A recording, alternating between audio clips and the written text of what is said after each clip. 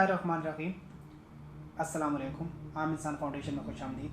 नाज़रीन कराम, आज का हमारा टॉपिक ये है कि आप दूसरों की खुशी में कैसे खुश रह सकते हैं। नाज़रीन कराम, एक चीज़ हमेशा याद रखिए, एक बात हमेशा याद रखिए कि अगर आप दूसरों की खुशी में खुश होते हैं ना, तो यकीन माने अल्लाह ताला आपके चेहरे को एक नूर अता करता है, आपके चेहरे पे एक नूर आ जाता है।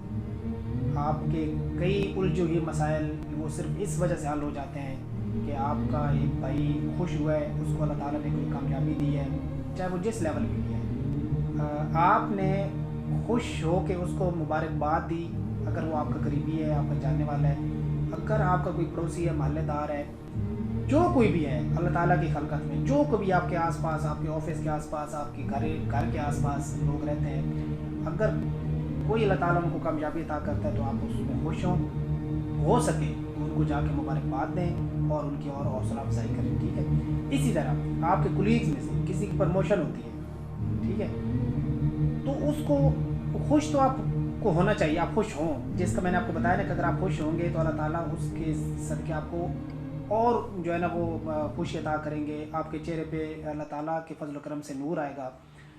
एक तो ये तो होगा ही होगा, दूसरा ये होगा कि इसमें जो आपका कुलीग जिसकी प्रमोशन हुई, अगर आपने उसको मुबारकबाद दे दी, ठीक है, उसकी आप खुशी में शरीक हो गए, तो वो और ज़्यादा जो है ना वो नेक नीयत के साथ और मेहनत करके वो और ज़्यादा जो है ना वो अपना और लोगों का जो है वो फ़ायदा करेगा, ठीक है। तो आप लोगों की खुशी में खुश होना सीखें, खुश रहें, ठीक है।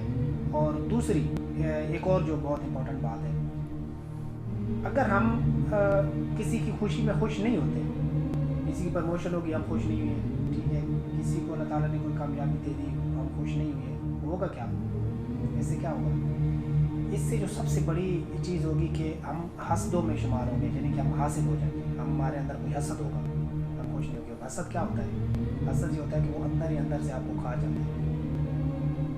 जिस काम में मेहनत और लगन से आप मगन थे, ठीक है, एक आपकी पूरी मेहनत और पूरी तवज्जो के साथ आप कोई काम कर रहे थे, वो तो काम ख़राब होना ही होना है।